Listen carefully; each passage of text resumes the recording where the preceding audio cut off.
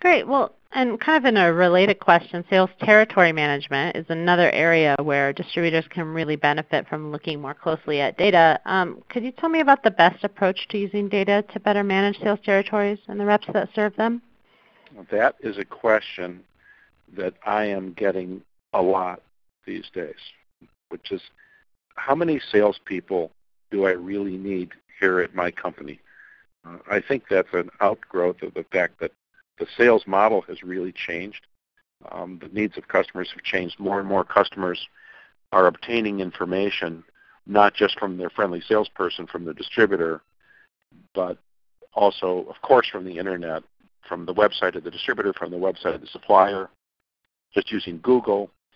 So they obtain information various ways. They also want information about their order. If they place an order with you, they want to know, do you have it in stock? When am I going to get my order? Have you shipped it already? If you shipped it by common carrier, what's the code so I can track down my shipment?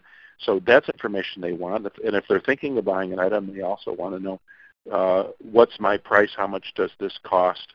When can I get it? And the salesperson used to be the one to answer all those questions. They provided information, and also they were the ones who took the order. In the ancient times, I guess, people would hand the salesperson an order when they came in and made a sales call. A salesperson would write an order up on the spot. That's probably pretty rare these days, but customers used to call in orders on the phone. Now they send them in electronically. They may use EDI. They may just send them in by email, fax, enter them on the supplier's website. We have all these options, so we call that multi-channel marketing.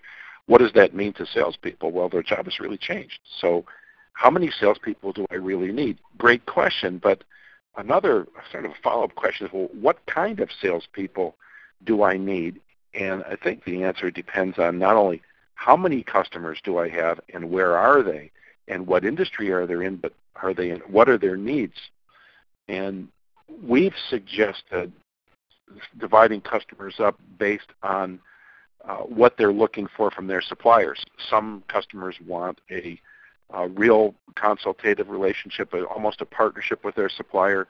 They want to buy as much product from that supplier as they can, and they expect the supplier to be a consultant to them to help them make more money, reduce their costs, and so on. Well, that requires a consultative salesperson who's different than a customer whose needs are mostly technical in nature, and they want a lot of technical support. They want a problem solver who really knows how they operate and what their requirements are in terms of supplies and equipment, and they're looking for a technical support person. There are other customers who just want a supplier who's easy to do business with, and they want a sales rep not who's a product expert who really doesn't know their business. They want a salesperson who can help make the buying experience easy because the sales rep really understands their own company really, really well and can get things done. And then there are customers out there who don't want a salesperson at all. They just want to get the right price. They're searching for product on the internet, and they're sending out bid requests and so on. So I think the data can help you figure out not only how many reps do I need, but what kind do I need. And my premise is I think there are more salespeople out there in the wholesale distribution world right now than we really need. But there are never enough great ones. And great salespeople these days, I think, probably become either technical support people, technical support-minded salespeople, or they become consultative salespeople to their customers. So I believe that a first step, look at the customer profitability data and look at a sales territory and come to some understanding about not only what are the sales coming from this territory and the gross margin dollars, but what are the actual operating profit dollars coming from this sales territory, and how much is the sales compensation? If I were to take the results from the territory, the profits from the territory before sales compensation, and compare the sales compensation to the results before sales compensation, kind of get a ratio, it sort of tells you how much of the profit dollars are going to the sales rep in terms of compensation and how much is coming to the company.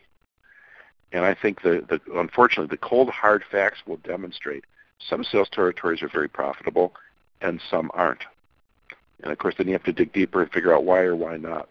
The data is the way to answer a complex question such as, how many sales reps do I need?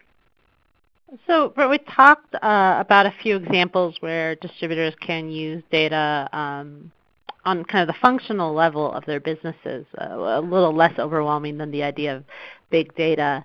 So I guess what's the bottom line for distributors? What are the first steps they should take to kind of think about data differently and at this kind of simpler level that we kind of talked about today? I love the idea about anticipating the future and trying to plan for it.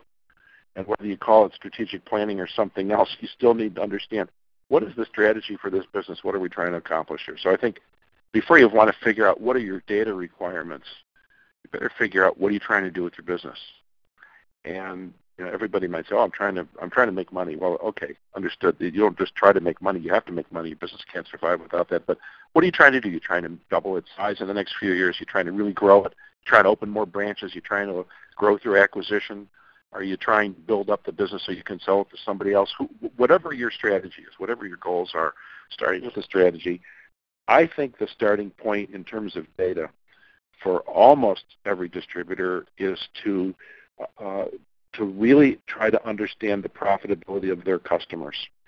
And also in connection with that, I'm addicted to pricing optimization because I think there are so many pricing opportunities for wholesale distributors who have traditionally delegated the pricing function to their sales force on commission more often than not, without giving them market pricing guidelines to use for pricing.